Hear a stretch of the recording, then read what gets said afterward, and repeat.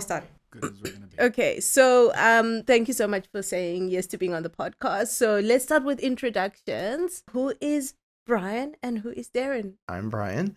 I'm a lawyer in Japan, full-time, part-time trail runner. We'll start with that, and then we can kind of go into how we met, I guess. Okay, I'm Derin, engineer, computer engineer in the past, software engineer now. Been in Japan. This is my second stint here. Was here originally 2004 to 2010, and then again from 2018 to current. We met 4 years ago? Something like that? 2020. 2020, yeah, It was yeah. 2020 on the first run of the Hano Okumasashi 105, Yeah, we call it Hano the expedition 105. run. So there's a race now. It happens every June. And this was the year before, I think it was, right? We were taking, Yeah. Robert had spent a fair amount of time doing a lot of recces and looking at the course. And we had put the course together, and that was our first nonstop run through it. And that's the first time we had, that was our first 100K. The first time we went together, yeah. I think Robert introduced us like a month or so before that at something else. At Carvon in Hano. I think he sort of said like, hey, you guys might get along. And Robert's a smart guy, and he knows, how to connect people, but I don't even think he had any idea where We're the very direction was antisocial going. people, I think, in general. Yeah. So it worked out well. And then we just sort of kept running together. Derin, it turned out that Derin had this whole like drawer full of really bad ideas. He still has plenty of them. And like, I feel like Derin had been looking for somebody to do these with him, and he found a willing victim. So every time I get a message from Derin, he goes, hey, I've got this great idea. Like, oh, what is that? Like, oh, well, and you always tell how good or bad of an idea Derin's is because the way it depends on like how much he will add before he says the word trail. So you'll get well, I found on the map, it looks kind of sort of like maybe there's a trail. And it's like, if there's that much Probably not a parentheticals lot. leading into Yeah. trail, it's going to be probably awful. Awful, I don't know. At this point, our awfulness scale is kind of like, as long as it's like 30% tolerable, it's kind of a success. I would kind of describe it like, I think when a new recruit goes to, let's say, Army boot camp, and they really get like put through the ringer.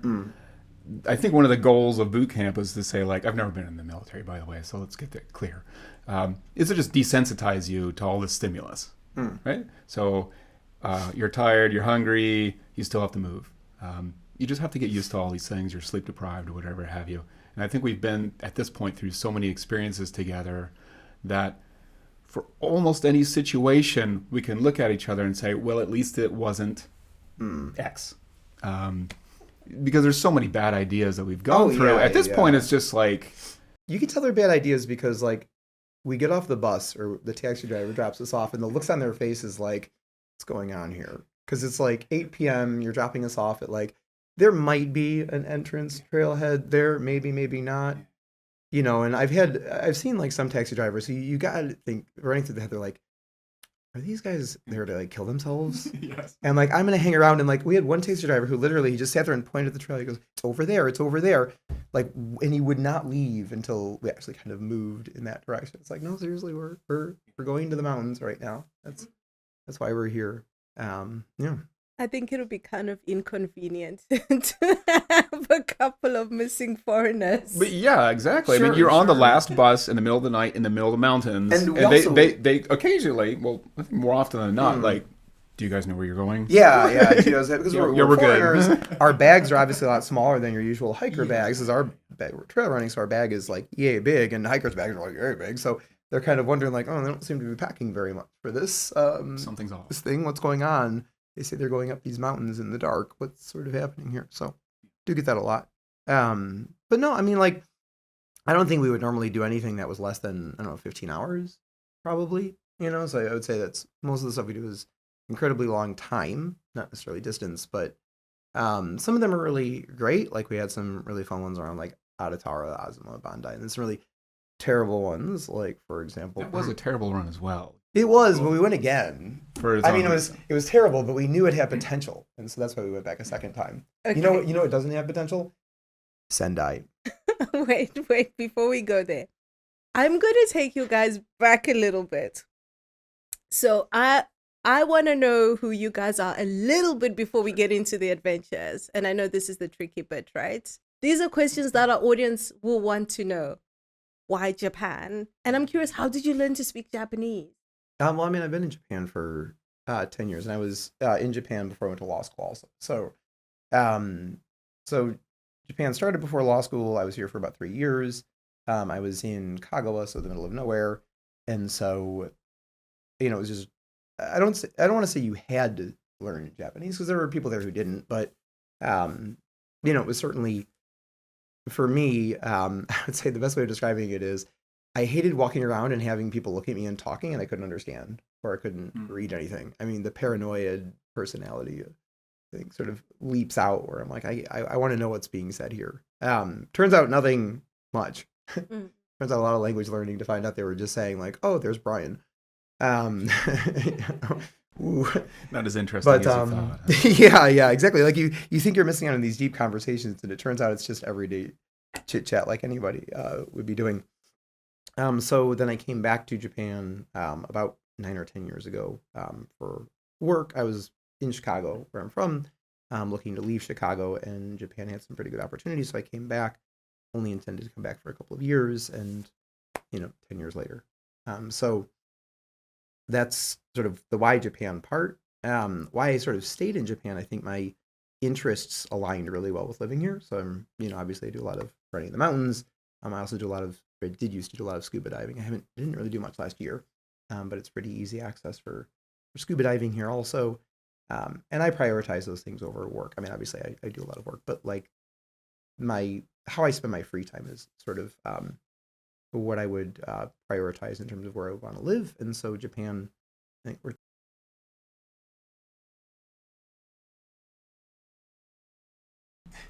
starting from way back, I think the first memory I have of thinking about Japan was when I was 8 years old.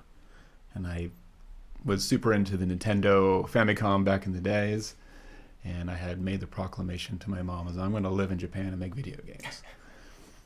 I'm an engineering nerd. That's just kind of what I do. Fast forward past that, I was working as a computer engineer at Intel, and I was signed up on an expat package to go to Israel to do some work at their design center there.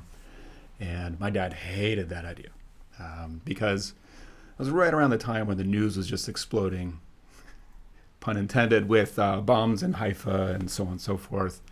And, I'm kind of agnostic to those sorts of things. I think there's an interesting experience to be had just about anywhere you can go. But my dad was, at the time,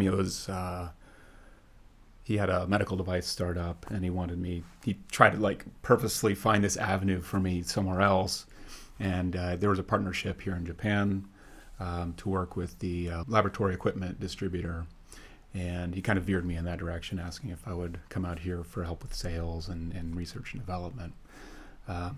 It just, between the two, obviously the money angle, Israel would have been a better choice. But I think from the personal interest, Japan was an interesting thing to do. So I came out this way. 2 weeks before I got here, the main contact here quit his job. So it was pretty much a sink or swim sort of situation. Had a lot of really rough times. Part of the learning the Japanese came from that. So I was doing a lot of sales calls with people that are obviously not speaking English. So it's kind of like Brian said, it's for the first year especially. And I had a couple classes in university, but I was like, okay, I think I'm ready to go. And then I got here, I was like, I have no idea what I'm doing. But when you get here, you get your piece of paper and pencil. You go to the izakaya, talk with the multiple bosses that you have here. I'm a very introvert kind of personality, and I had purposely made the decision to try to branch out and meet new people and kind of just get outside and out of my comfort zone. And each one of those interactions, you write down words, you write down phrases. When you get home at night, you review them. You try to get them stuck in your brain. So I think I did a really rather good job at that for the first year or so. And then after that, you get super lazy. And it was the reason of why I stayed. About 3 months after I arrived, I met my now wife. And that pretty much spiraled very quickly into, a serious relationship, marriage. Now we have 2 children. As I mentioned before, our son is in high school and our daughter's in junior high. And I think in the interim period, we did move back to the U.S. It was for like a work opportunity. But we ended up coming back for family reasons here. And, so I'm originally born and raised in the East Coast in the U.S. near Washington, D.C. Shout out to Baltimore. But we had moved to Texas and then to California. My parents and my brother live in California. So we kind of had this mash of experience and then came back. But one of the things I appreciate about Japan is, like kind of as Brian was alluding to, the access to lots of different activities, mountains, ocean, just like everything's going on, right? It's so easy to get to. Public transportation's awesome. It runs on time. People are polite. They stand in line, the very simple things that just kind of take the edge off daily life, they're great here. So yeah, that's kind of mostly it's family reasons why we're here right now for the unforeseeable future, at least. Okay, interesting. I always ask because I think Japan is not an easy country. I mean, there's so many great things about it, like you say, but I also find that, I don't know, I've only been in Zimbabwe and South Africa, but I sometimes feel like, there's something pressing down on you. I don't know how to explain it. I think it's the initial, the surface level contact is great. People being friendly, welcoming, having a chat with you. Getting deeper and getting into roots, that's, I think, where the hard part happens. And just really getting kind of accepted into whatever your community or the broader like culture here, I think can be fairly difficult. Yeah, instead of being treated like a guest, being treated like, okay, you exactly, actually live exactly. here, you are a part of this. Sure. That's right, yeah. Sure. I think you'd be as a foreigner, so you're a foreigner or you're somebody who lives here, and we still get treated like slackjaw foreigners that just like, oh, what are you here for? Like, or where are you from? I live here. Thank you. I appreciate that. I mean, like, you did TJAR, and they were just like Derin, American. Yeah. Which of course you are, but also it's like, but you're also here. Or did you make a conscious choice to be like, I want to identify with the American side? Because I know that, for example, there are some runners who live in South Africa, but they're Zimbabwean. So when they run races, they can say, I'm from South Africa, or they will say, I'm Zimbabwean. Oh, okay. Because you can choose your nationality depending on where you stay. Was it like that for you, or? No, not at all. I think from the beginning, and by the way, Brian was part of this whole process up until the end of the selection camp. Until I couldn't put up a tent. That's its own set of stories. But Brian was along there the whole time. So from my perspective, at least, I think Brian can share his thoughts as well, is that I never really felt like we were treated any differently than anybody else in that group, right? There was never like, oh, America Jin dakara. Or there was nothing like, oh, because you're a foreigner, because of something else, we'll do something nice and easy for you or something. The rules are the rules. And this is one of the things that, like, it's both good and it drives you nuts. Like, the rules are the rules. And you just stick by the rules. Yeah. So throughout the whole process, we were treated equally, going into the race, treated equally. So the same Japanese language test at the end with the exact same time constraints as all the Japanese do? Even up to the point of when you're in the race, and this is August 2024 last year, they ask you where you're from. They're not asking you for your country of origin. They're asking you where you live. So I put down Tokyo. So there's nothing on anything that says like I'm from America. It's just, I'm from Tokyo. Yeah.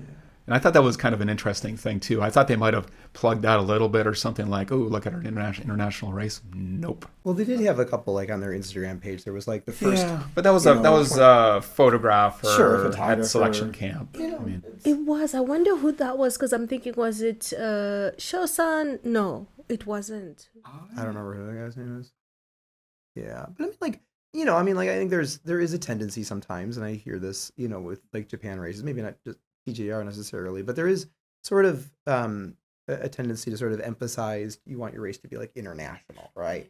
Like I was in a race last year and I put down that I was Saitama because that's where I lived, and then they made like T-shirts at the end saying where like people were from who finished, and then they put down America, Brian. And I was like, well, I never put down America. You know, yeah, I think it's just one of those, like, they like to show like they're international. They got this stuff, you know, and that's fine. I don't really like get offended by it. I just find it to be kind of silly or whatnot. But I saw that T-shirt. you know, yeah, and then like I never put down anywhere that I was American. I'm like, well, actually, I'm also from Kanto. Maybe you should put me under there, you know. But it was like I sort of laughed about it, you know, and I think I commented on it. What's his name? I think I do think what's his name? Ryota really would love for his race to be international. Sure. I think, as you said, yeah, he does. That's cool. Like if you're trying to get your race to be sort of bigger name, if you can get some some non-Japanese athletes in there, I think, you know, it's something to emphasize. I think it makes more people feel comfortable about entering into the race and coming over and participating. So for sure. Sure. Yeah. So before we get to TJAR or adventures, because obviously you're out there now running, and you are running in Japanese communities fully, because there is actually a separation between like Tokyo trail running and Japanese trail running, right? Like somehow the two are not mixed. And you guys have sort of alluded to the fact that when you are in Japanese groups, you don't feel in any way different. That is the way I felt too. But I'm keen to hear from somebody else who is in those circles, because a lot of foreigners basically stick in the foreign groups and don't kind of integrate so much. But I find that when you're in Japanese groups, they're actually very safe spaces. But I'm keen to hear what your experiences are. I don't know. We don't run a lot in groups. We don't. I mean, I think we're both pretty introverted, so we don't join lots of groups. I mean, I think I would go to we went to like the TJAR, Tokyo Trail Running, drinking event the other day, and maybe I'll go to like one TJAR run a year, or maybe once every 2 years. But we don't actually join too many groups. I think I would say that the people I know who are foreigners who do join both groups, they are very welcome into the Japanese groups. I think maybe the hurdle tends to be that a lot of people in those groups don't speak English, and so it can be, with a language issue, a little difficult to get to know them a bit better. I think with TJAR, it's a little easier because as a foreigner, you're expected, is a requirement that you be fluent in Japanese, and so it's a little easier for everyone to kind of communicate. So when we were at like the Senkokai, people we didn't know were much more open to kind of talking with us and everything, because I think they felt that level of comfort, like, oh no, I don't have to worry about the language issue. So I think that may be it. But I think my experience is I don't really run with many running groups. I mean, it's a little difficult because once you start doing distance at a certain level, it's really hard to find a group who does that. You just basically find a few individuals. So we were joking about how one of our friends had gotten injured, and we're like, oh crap, like now we're down to 3 people that we can do this stuff with, instead of 4, So it's a little less group focused. But that can be Japanese people, that can be foreigners.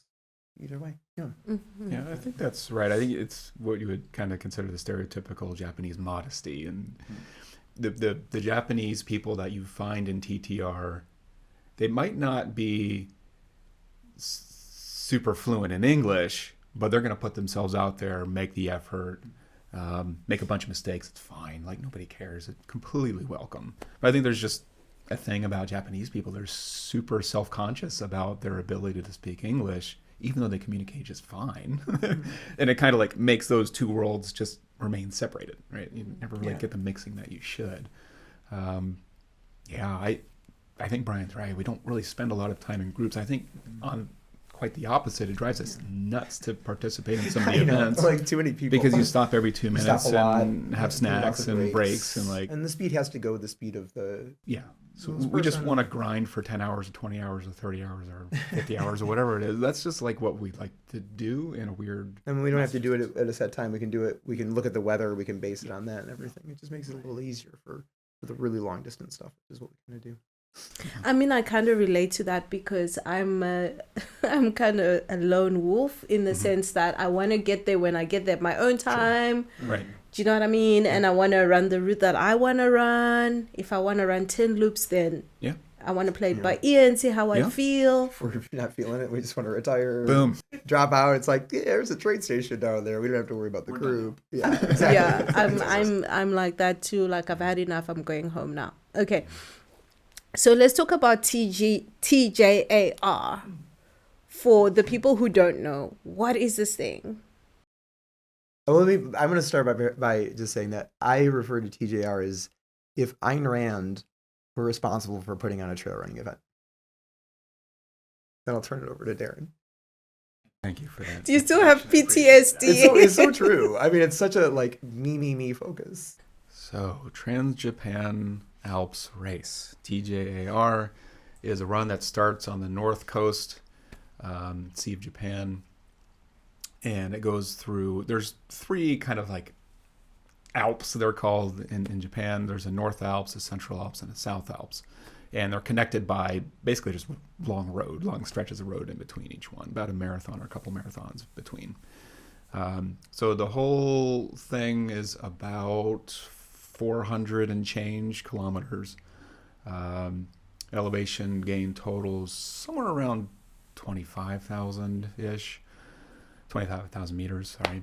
And the race, you have 7 full days to finish. And there's only 30 people that are selected to run. Now, maybe more than the race itself, one of the interesting aspects of this whole thing is just getting into the damn thing. So to start, so in the beginning, there's a list of requirements that each athlete has to meet if they want to even put their hat in the ring, their name in the hat. So one is you have to run a marathon in 3:20 or 100K in under 10 hours and 30 minutes, which are not, like, by running standards, incredibly challenging per se for like serious runners, which we're not, I still don't consider. But it's enough to kind of show that you have some ability of speed. I think more than that, they probably put some focus, intentionally so, on camping above 2,000 meters elevation without a sleeping bag, without like a real tent. So basically in a bivvy, like very thin shelter, and you basically sleep in, like emergency sheets. It's like basically a bag made out of emergency sheet material, and you sleep in that. So you have to do that for 4 nights. If you do it the right way. If you do it the right way. So this is kind of complicated to explain. I'll try to keep it a little bit simple. The idea is that you have to spend, so in Japan they have the concept of course time for a route. So let's say, for example, if you want to go from the point A to point B, the map will usually have a time to say like, that takes 10 hours or that takes 5 hours or so. And it'll be different from the ascent versus descent, so on and so forth. So for Trans Japan Alps Race, if you want to participate, you need to do back-to-back days of 20-hour map time at least 70% of map time. So if it's 20 hours, and that's what, 14 hours that you have to finish each day in, you do your camp. You have to take a bunch of pictures of your camp setup.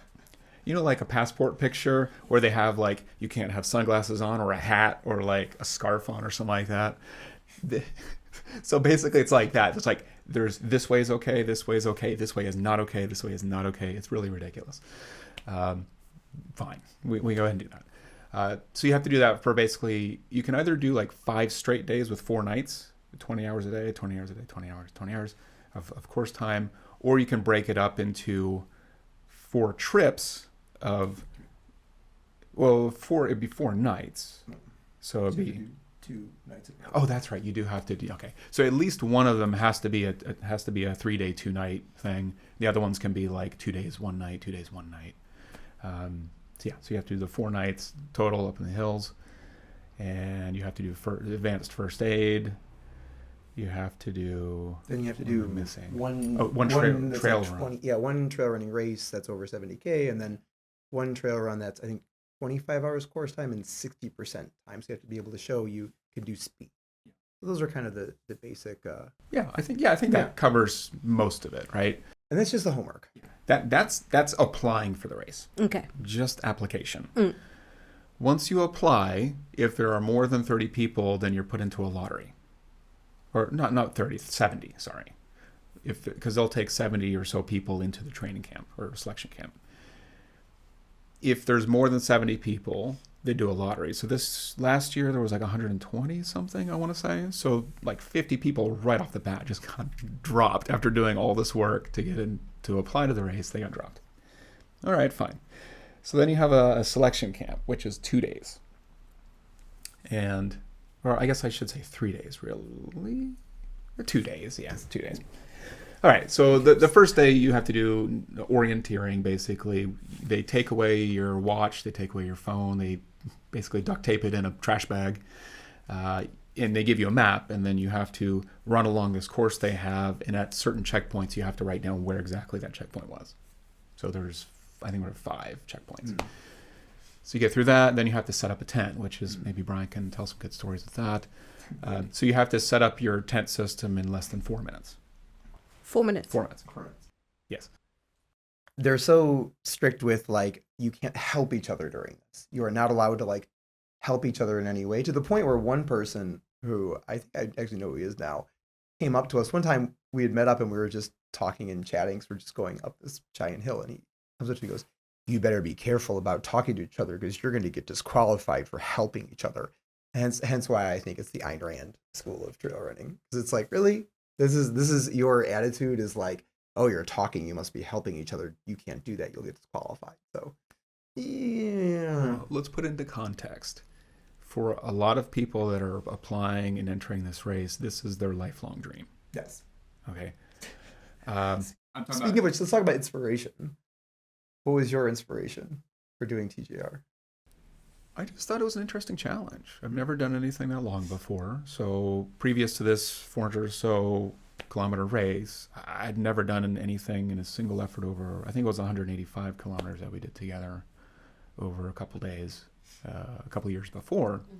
And I think Brian shares the same kind of characteristic of we just like to push ourselves and to see where we break, and to try to figure out how not to break next time and do it again, and it gets worse and worse over time. Except my inspiration's worse, because my inspiration was literally Derin being like, I'm going to go do all this homework of putting up the tent and doing the races and stuff. Can you just come do this with me? And so I started doing it with him, and we're like, well, I might as well take photos because I'm out here and who knows. And then suddenly like, okay, maybe I'll think of entering this. Like, that was how inspired I was. It all didn't work out well anyway, because it turns out because I didn't read the rules like an idiot. The first time we went out and did that tent camping above 2,000 meters, I was using an unapproved tent.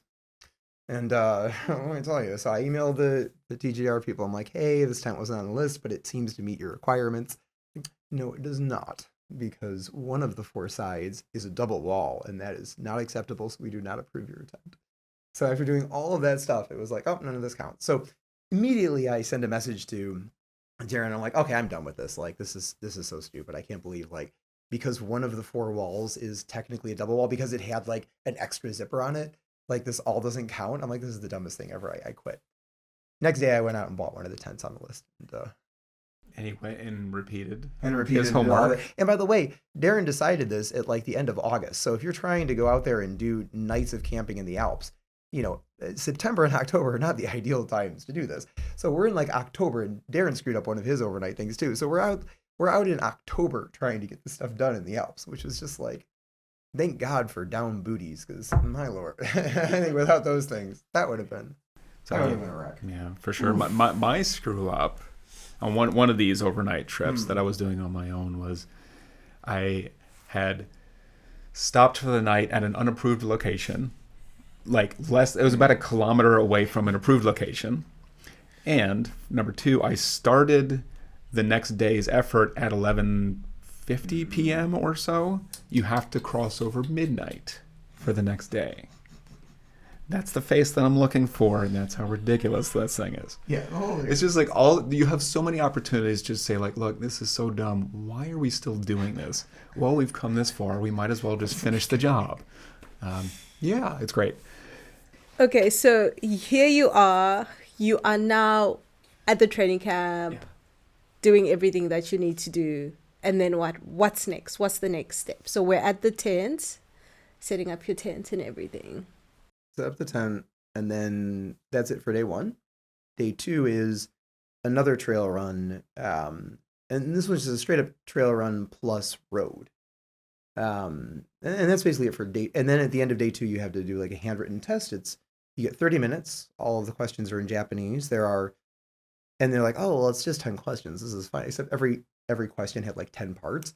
So it's just like, and of course, we're not native Japanese speakers. So it takes us longer to read this stuff and longer to write answers to this. So that part was quite ridiculous. I hope they enjoyed all of the hiragana that I threw down because I did not have time to think through the kanji for this. The run, though, I would say day 2, there was like torrential downpour of rain. So they actually changed the course a little bit for day 2.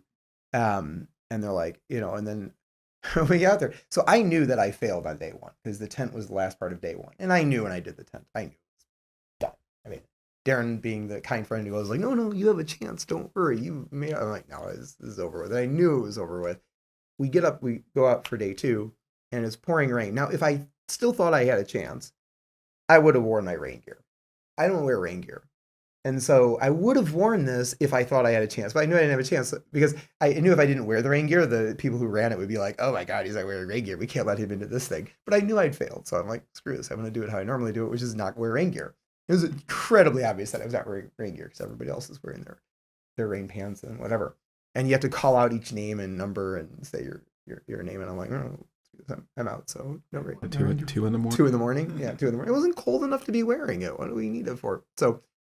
So day 2 was that, downpour in the rain, run, get to a barn which may or may not have had animals killed in it just the day before, and then do like a handwritten test while sitting down on aluminum chairs. Yeah, it was good times. Yeah. Good times. Oh my gosh. That test was bizarre. It was everything you kind of expected, though. It was a lot of questions. For 30 minutes, even for a Japanese person, I would imagine that was a lot for like 30 minutes.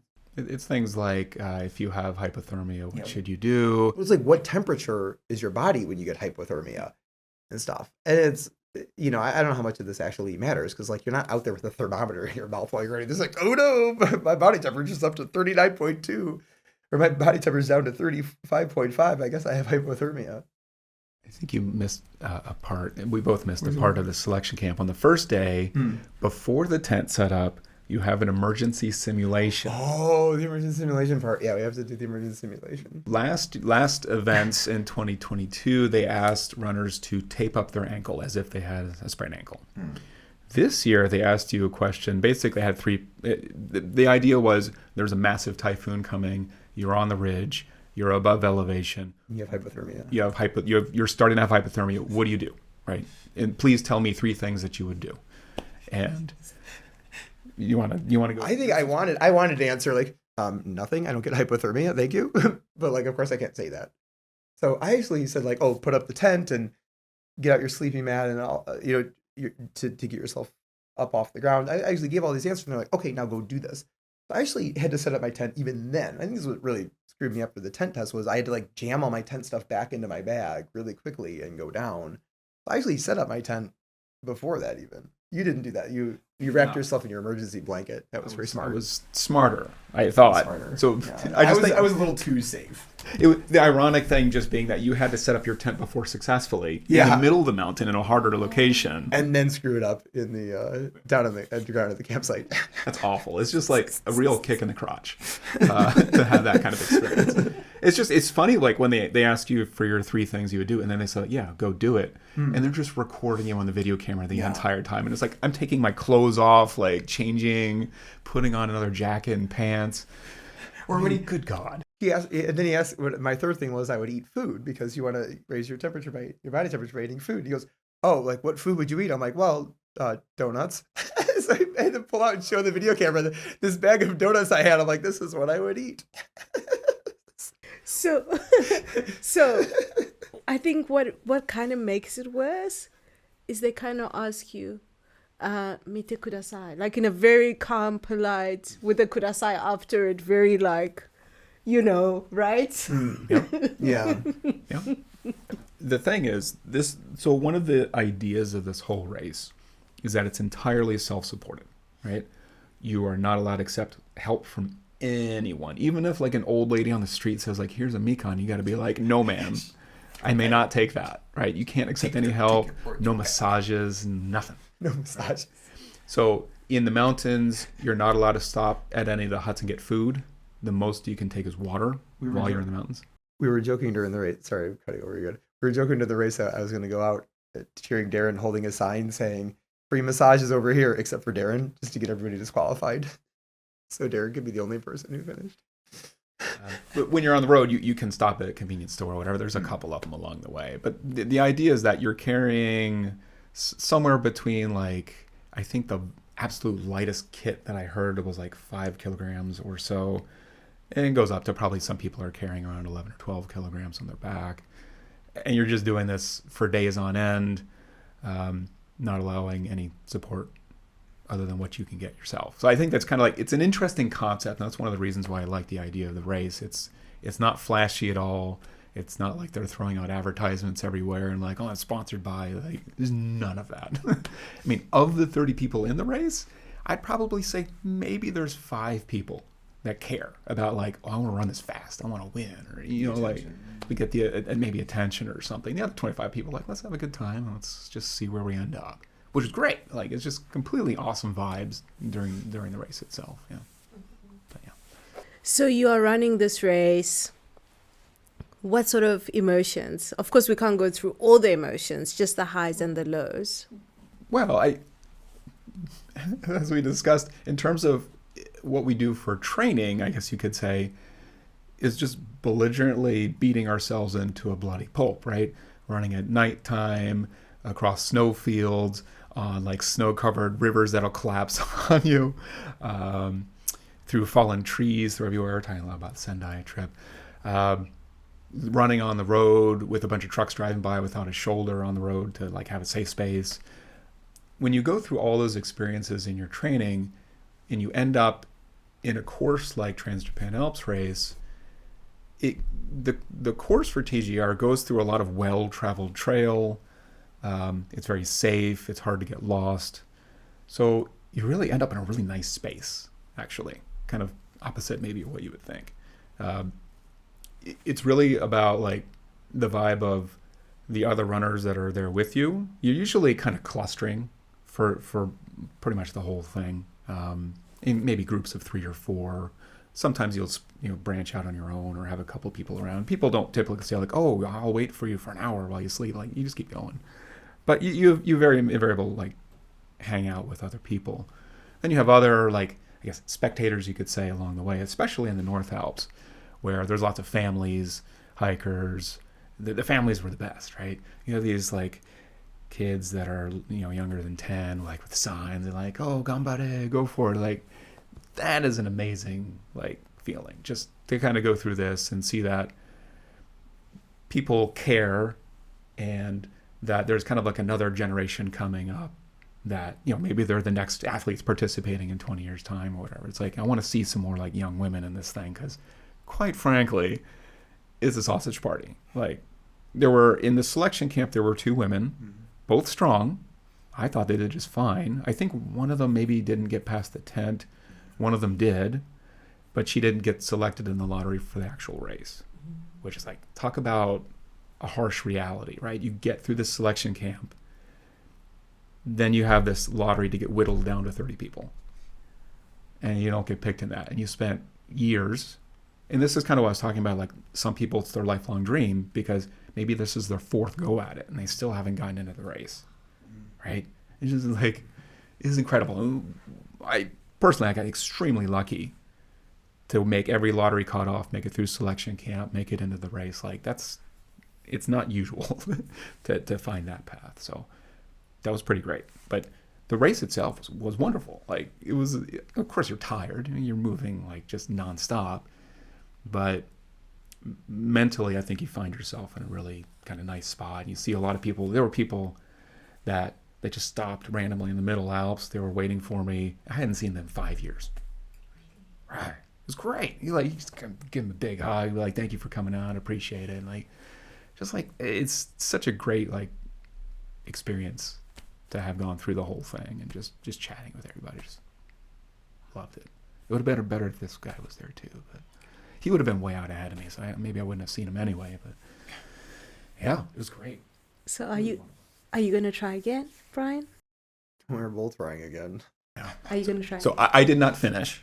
So Okay. say that. So we have the North Alps, the Central Alps, and the South Alps. On the approach to the South Alps on the road, feeling good, still running. My legs are actually moving in a running fashion very well. And like it was super hot. Probably it was over 30 degrees C, I think it was. This is in the middle of August, and I was with another one of the runners, and we had stopped by a creek, and I am so dumb.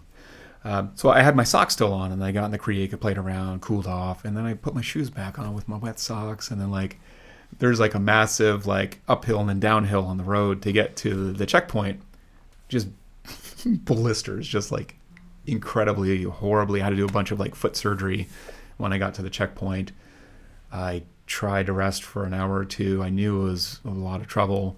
There was a typhoon coming into the area the next day. I was like, okay, nothing about this is good. I leave the checkpoint, go up into the South Alps, getting close to the first major peak, and I just knew it wasn't like, I didn't want to be the first foreigner admitted into this race that had to be rescued by helicopter or some dumb stuff like that, right? So I was like, okay, I'm going to take the safer route. I don't want that kind of attention. And I just came down the mountain very slowly because my feet were just like destroyed at that point. So yeah, I don't regret that decision at all. I wish I was smarter with my feet. Again, these are things you learn, right? You try, you fail, you do it again, you get better. But I have a hard time completely letting it go. I have to do it now. So we're both entering or intending to enter again.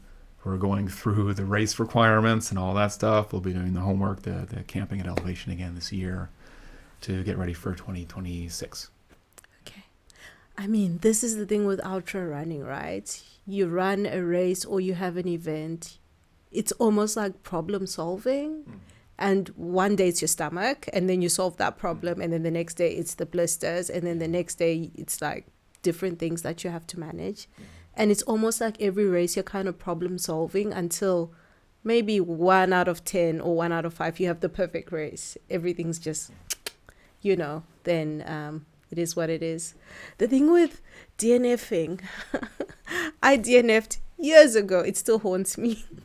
I suppose I, at some point, have to go and finish that course and deal with my demons. But that's why we like ultra running, right? You're going into the unknown. It's not at that point about your pure physical ability. Can I run a 2:10 marathon or some? It's like it's so much more mental at that point. Things you have to problem solve, like you said. You have to figure it out. You have to fail repeatedly. It just like the key thing is just being stupid/stubborn enough to just keep doing it until you get it right. But I think the difference here though is, when we talk about failing, like if Derin and I are out for 15, 20 hours and we're like, our original plan, we're like 20K short and we're like, man, screw it, let's just cut out of the train station. Nobody else knows we failed. Failure is even the right word, but nobody knows we didn't make it yet because we didn't share with those plans afterwards. The thing with like big events like TJAR or, even like the Senkokai is failing is very, very public. Because all your friends know you're doing it, they're cheering you on and stuff. So it's like you said, it can be a bit more difficult. Like I didn't even get into the race, so I don't know how that would be, but even just like screwing up my tent setup, you can hear my voice. Like I've been beating myself up with it every single day since it happened. So like, yeah, you go through those failures, and they're not fun. Failing sucks, but you can either just give up and not do it again, or go out and try it again. So when Darren's like, "Oh, I think I want to do this again," I'm like, "Okay, well, I'll do it again too."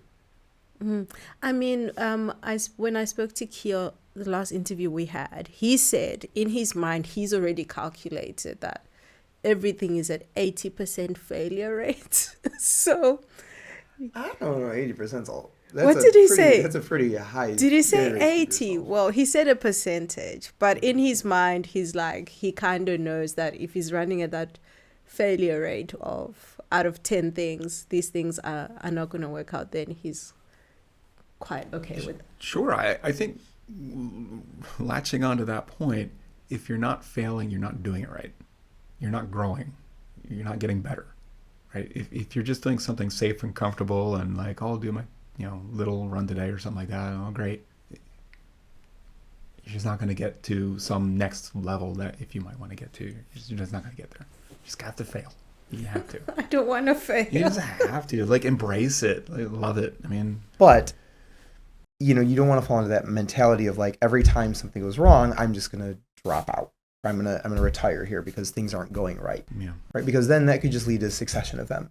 And that's not, I think, a good outcome either. You want to kind of... It's okay to fail, but making sure that your mindset is right for why you are actually sort of dropping out. Then that was something else that he Okay, so, I mean, obviously, this is a segue. We'll come back to TDS. The one thing my dad did say to me was, once you start quitting, it becomes a habit. Yeah. And I've seen that happen with some runner friends of mine. I'm not going to lie. I'm that person. I can have this great idea, like I'm supposed to be running. I'm supposed to be trying to do the 100 famous mountains of Japan. And then I just hit a little roadblock. For me, I can literally go 9 feet under to get back up. How do you, after that, think, next year we're going to try again? I mean, so I think it's, in my case with the TJAR thing, like, I didn't fail because I stopped, like I quit. I failed, like I just failed. I didn't put up the time. So it's a little easier, I think, to overcome that because I'll just say to myself, like, I mean, I did practice the tent stuff beforehand, which is what it is. Well, I'll give it another try. And, maybe my mindset when I was doing it, I was not focused enough. I was, maybe I should have eaten a bit more food before I started, right? And then you just go out there and sort of try again. I think it's a little different from, like, if you're in a race and you're like, oh, my stomach's feeling upset, I should stop now. Which, of course, is fine if, like, you really are feeling that. But where I've seen it happen, where it just sort of repeats itself, is people, I feel like they're not necessarily learning from the failure, right? Like, they'll just try to do the exact same thing again the next time. And it's like, well, but what caused your stomach to have that issue? And mentally, what made you sort of fail? But I think maybe more to what Derin was saying before, which is, when we talk about failing when we're out there like for 15, 20 hours and just bad things going wrong, if you want to succeed at certain specific things, which goals you set for yourself, the place to fail is in leading up to that, when you're out there just trying stuff, right? Because you get beaten up by the elements, you have your hands almost, frostbitten. Things like that happen when you're out there. So then when you are doing what your goal is, you're at the race, right? You've experienced all that. You know how your body's going to react to that. I think mentally it's a lot easier to kind of continue, unless you actually do have debilitating physical issues. It is, because a lot of this is, I think, people giving up mentally. And, maybe it's because the stomach, because this, because that, and the other thing. But a lot of it, I really think, it does come down to just mentally, can you keep pushing yourself on? I think there's a lot to be said for that. Like, when you're stressed out or you're worried and you're in a situation that you've never been through before, the toll that the mental stress takes out on your entire system, I think, can't be understated. Right? It seems like, oh, I'm running, so it's physical, but no, I think mental stress just drags you down. It can drag you down. So if you're well prepared for that, going through all the failures, learning from those failures is the key word there. And then when you push forward, I think you can, have a better success rate of getting through. So you're like, well, that sucked, but at least it wasn't that thing that we did before. So let's just keep moving. At least it wasn't Sendai, Yeah, okay. I feel like Sendai is just like... Sorry to all your Sendai listeners out there. Let's talk about Sendai. What is the Sendai thing? No, this is just, it was one thing we did together. This was like, I don't know, we originally planned like 60K where we're going to go over some mountains. Just a normal, like, bad Derin idea, but nothing different about the other bad ideas, except we get out there. The first descent was pretty good. It was actually pretty nice. We're like, this is looking good so far. And then we start the first descent. And it was like, somewhere there was like a thin layer of it might have been ice, it might have been snow, but every couple steps you're like kind of stepping through it into a creek below, and you're like, okay, this could injure us badly, but there's nowhere else you could go, so you had to go. Yeah, this by the way was like 11 p.m. or it was pitch black. There's nowhere else you can go, so you have to keep kind of going down this. We finally get through that, which I think 1 kilometer was taking us like an hour. We finally find a trail, and then we're going along, and we get to the spot where like, oh, hold on, our GPS is showing we're supposed to be up here, not down here, because we couldn't see the next part of the trail. So we're going up, we're climbing down, we're looking, where are we? It turns out it was actually just keep going straight, but we didn't see that because it's dark. And so we just keep going. We finally get through this awful first bit. And then we're like, okay, well, things can only go uphill from here. And that's not true. So we're going along, and then we get to this section where it was like just even worse trail, even though it was like legit trail on the map.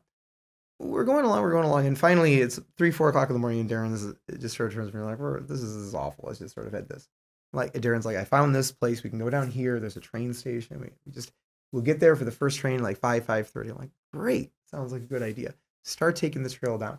And I swear to God, every 20 meters there was a fallen tree on the course. And when you look around the forest, there are no other fallen trees. It was just like fallen tree, fallen tree, fallen tree, fallen tree. And you just sort of have to think to yourself, like, the people of Sendai just not want hikers out here? Is that the deal? Like, they don't take care of the trails. They seem to literally have like chopped down trees to line up across. So every 10 meters, you got to stop, climb over this giant fallen tree. And it was just repeated. It was like, oh my God, this place is the worst. It really was. So that was Sendai. We joke about it because anytime we have like a bad experience or something, we're like, well, you know what? At least it wasn't Sendai.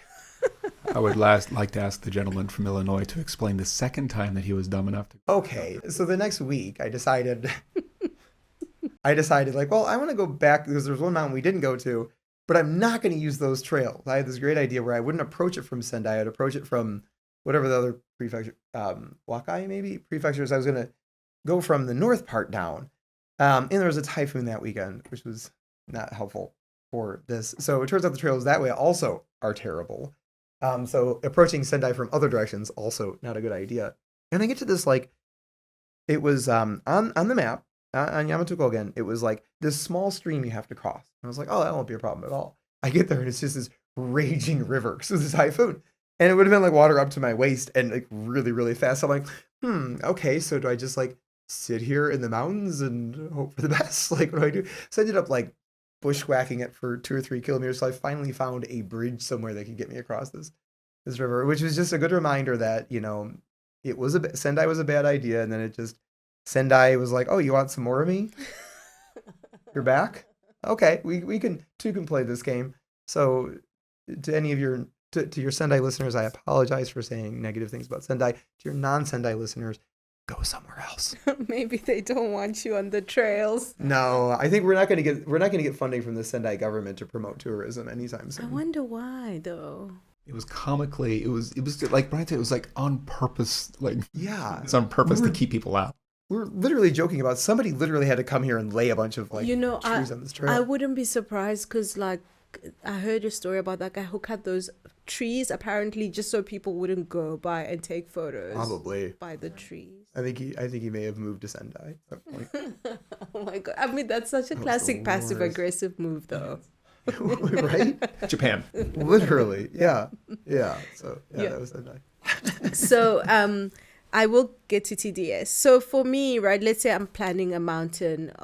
This is probably how it works in my mind, right?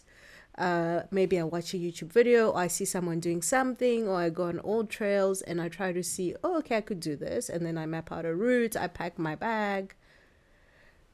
So ideas come from different places. Like maybe I would try this. How do you guys come up with your good ideas? I'm going to turn over to Derin 1 second and just say it's never a we thing. I just go along for the ride. How do you come up with all of our great ideas, Derin? I don't come up with any of these things. This is all Derin's fault. It's the kind of question like when you ask an artist how they create their songs. Do they start with the lyrics first? Do they start with the beat first? Okay, John Lennon. I'm going somewhere with this. Okay. It's like if John Lennon wrote nothing but really bad songs. I'll take that. I'll take that as a compliment. Thank you. I think it usually begins with doing something reasonably challenging, which usually means above 10 hours or 20 or so. Looking through an area that we haven't spent a lot of time in necessarily. And then just trying to like map out a kind of loop in that area. And with the Sendai example, that was in Japanese you call it muriari, which means like there's no good God reason why you would ever do this trail. But it was a 60K. It seemed like a pretty good full day effort. And that's where that idea came from. I get scared of things like snakes. I see snakes, guys. Like, I'm not lying. Like, I will go on a trail. If there is a snake, I'm like praying, God, please, I don't want to see it, because I will see it. So I'm always scared. Creepiest thing I ever saw was, I think this was when I was doing the Kobo Daiji Trail up in like Nara or Wakayama. And it was the middle of the night, and I was walking by, there were about 20 deer standing there along the trail, and you can see them because their eyes are all flashing. I took a photo of their eyes, and they just stood there staring at me as I was walking by. It was probably the creepiest thing I've ever seen in my life. I'm just like, I don't know what's going on, guys, but don't kill me and take me back to your people. I don't know what's going on here. That one was kind of creepy. I kind of black out. So I there have been several occasions where I like just either very nearly missed stepping on a snake. I'm just kind of running by it, and I run over, and like somebody behind me just like, good God, you almost hit that snake. I'm like, what? I'm not Captain Safety. There was one time in Yosemite National Park. This was before the running rain days, so it was mostly hiking. But yeah, I put my foot down, and I hear a rattling sound. It was a rattlesnake with half a squirrel stuffed in its mouth. So thankfully it couldn't really do anything. But I was like, man, if he wasn't busy on something else, then I probably would have gotten a bite out of me. I think it's one of those things where you can step out in traffic and get hit by a car. There's a probability, there's a risk involved with all of this, right? It's not risk-free, and neither is walking to school or your work, right? You accept that risk, and you take the reward that's better than the risk. Speaking of people who take risks, I think this might be a good time to break out the otake story of people who should be afraid of things in the wild. So, this is not for your young listeners. So, Derin came up with, one of Derin's brilliant bad ideas was the TJAR pilgrimage course, which starts in Kintoki, it goes all the way up to Chichibu, and then down to Hana. 180K, 12,000, 13,000 meters of ascent, something like that. And you cross all of the major mountain ranges around Tokyo. And we were doing this course. We had done a bunch of wrecking of it beforehand, and so we decided on what the course would be based on access to things like convenience stores and such. So when we're doing the actual course, this was going into the second night, and we're going towards Otake Mitake around Okutama. And we ended up going up a way that was not our original plan. I think, took a wrong turn on the street, and we're like, oh, there's a course here, let's just go this way anyway. And it was a way up Otake that it seems like nobody ever goes up. And I think outside of this TTR pilgrimage thing, I've never been up it. And we're going up there, it was getting close to sunset, probably about an hour before sunset when we started kind of going up. We get partially up, and we hear a sound. Look up, there's a few people up there. A guy and a girl. Enjoying nature. One of whom was wearing pants. And she looks, the one who was not wearing pants, she looks down, sees us, screams. God. Mortified. Well, what are we supposed to do? It's a very, very narrow trail. We've got to keep going up to Otake. Yeah. So we go up past them. The woman, she's like looking away. She's like, I don't want to look at these people. I'm so embarrassed right now. The guy had this big goofy grin. I was like, oh, look at me. Big goofy grin on his face. Like proud of, I'm out here. And you just have to wonder what the conversation between them was in the car ride home from that. It's probably like the girl being like, I told you this was going to be a bad idea. I told you we were going to run into something. And he'd probably be like, yeah, but you said we were going to see snakes. You didn't say we were going to see foreigners. Oh my God, that's crazy though. You never know what you'll find. You never know what you're going to see out in nature. You never know. let's talk about TDS now. I think just how was the race for you? I think it's kind of nice. Obviously, after post TJAR, had you planned to do TDS or was that like a last minute?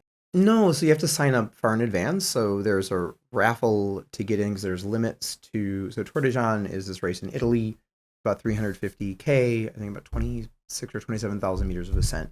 And it's in a lot of the areas. There is some overlap with like UTMB, and then there's some that's like in the Dolomites. And you have to sign up pretty far in advance. So there's a raffle, which I think you have to sign up for pretty soon, actually, if you wanted to do it this year, because each country has a cap on the number of participants, and the country is determined based on where you live, not based on your passport or nationality. So it's based on where your like mailing address is.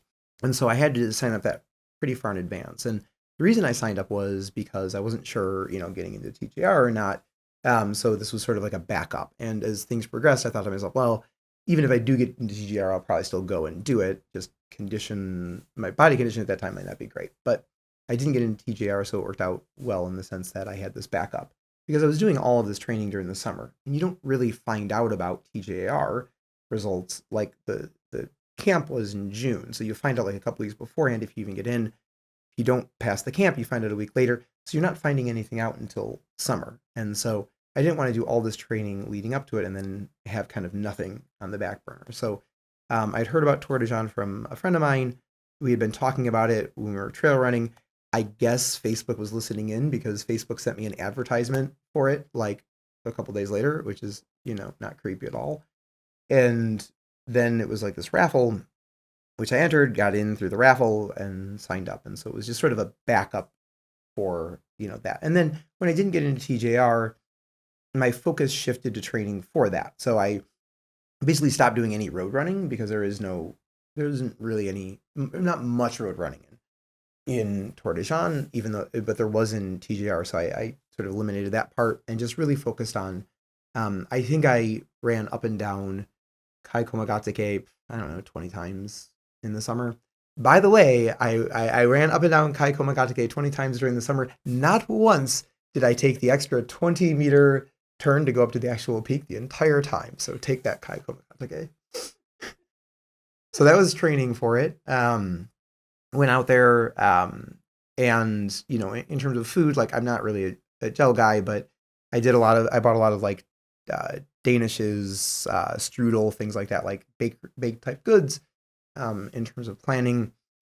But I would say, Tour de Jean for people who want to do a very long trail, like a very long event, because this is like a 200 miler, I would say Tour de Jean's pretty ideal because unlike TJR, which is entirely self-supported, this one is like incredibly well supported. There's aid stations every once you get past sort of the beginning, there's aid stations every 10K or so. There's mountain huts all over the place. And then every 50K, there's what's called like a life station or base or something like that, where you get your drop bag, you can sleep, there's food, there's meals, and some of them have showers, a lot of them had, you can get like a sports massage. So it's sort of like the glamping version of incredibly long distance trail running. So basically the opposite of TJR in that sense. So I was using my 12-liter bag the entire time. I never had to carry more than a liter of water. I don't drink a lot of water anyway, but even then, like a liter was sufficient for anything in between. So it was good for that. I would say the things that I didn't like, it is a very well attended race. I think there's 1,100 people in it. They start in 2 different waves, but even then you're starting with 650 people or something, or 550 people for that first wave, which I was in. I don't like being around a lot of people, and that's one of the reasons I don't do racing. And starting with that many people, you hit this like traffic jam going up the first mountain, and you just basically are like kind of walking up this mountain with everybody's pace. And there's a lot of people around me for the first day and a half, 2 days. And so I would say that part I did not like as much. But once day 2, once I got out far enough ahead, I stopped seeing people for hours on end. It was so much more up my alley. So, get away from people and, it works out well. So the aid stations, a lot of people, when they go through this, they'll do like sleeping. I'm not sure what your strategy was for TJR, but you'll sleep for like an hour or 2 here or there. I am more of the, I don't get much out of an hour or 2 of sleep. So I had intentionally planned to sleep about 5 hours in 2 spots. And I did do that. 4.5 hours the first time, 5 hours the second time.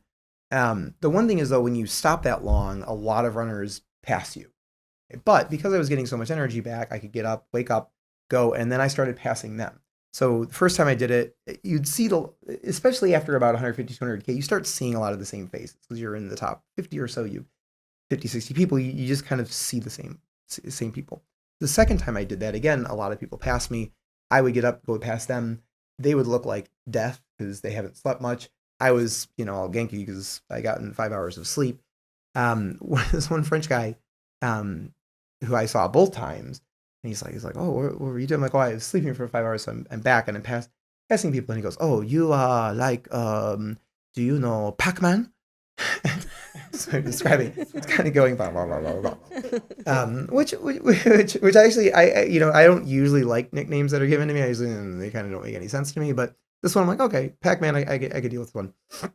In terms of the race, I would say though it's because of all that support, and there's lots of people in the mountains, lots of support because you're going down into these cities in between the mountains, because basically you go up mountain, down. You're in a city, up, down, up, down, up, down, just constantly. There's lots of people out there cheering, a really nice atmosphere. So if people are looking to do like a 200 mile, it's pretty ideal. Yeah. You're a very humble person. So you mentioned there was over 1,000 people in this race. You finished what, 42nd? Yeah. Ish. This guy's got some wheels. He really does. He is incredible. It's really hard to keep up with this guy. Yeah. Especially in the Alps. I mean, we could go on and on because I know, like, I saw a lot of stuff happening in the last bit of the year, but we don't have time. But so, is that your trail name? Because that's the thing, right? Oh, I don't know. I mean, people have given me a bunch of names that don't stick, and so I don't even repeat them because they just don't work. Pac-Man's the best. Pac-Man works. I've gotten a few other ones where I'm like, meh.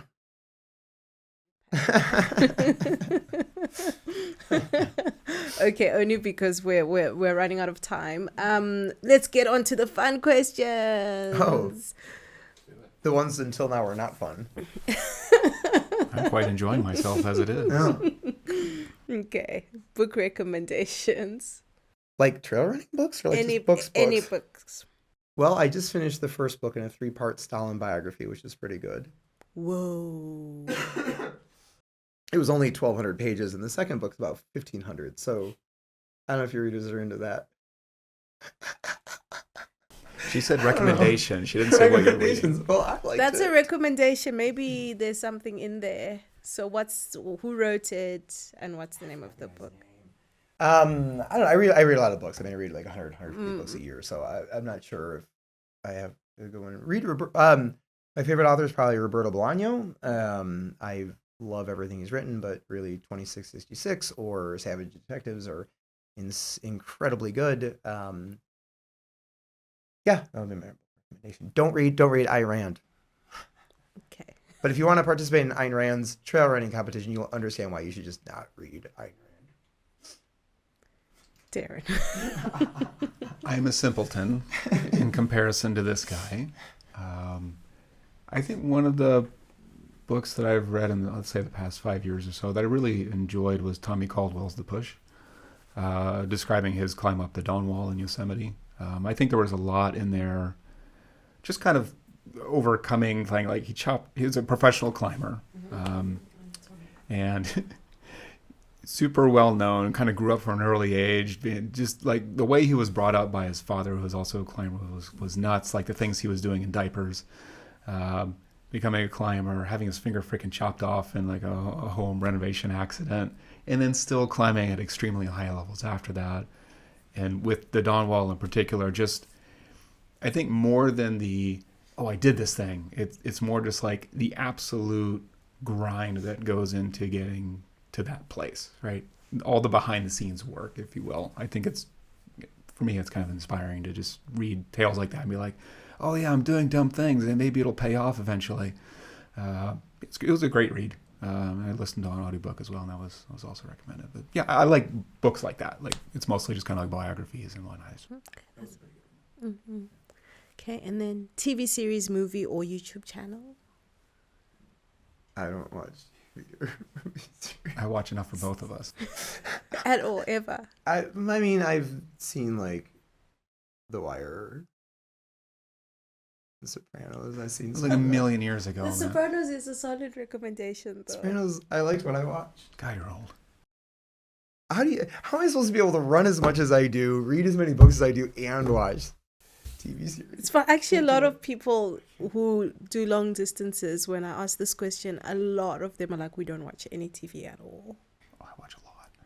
It's a trade-off. You have to find the time to do stuff, and I prioritize other stuff, so I just end up not watching a lot of. The train ride home. Oh, I'm sorry. Yeah, I have 2 books in my bag right now. What do you think that I'm doing on the train ride home?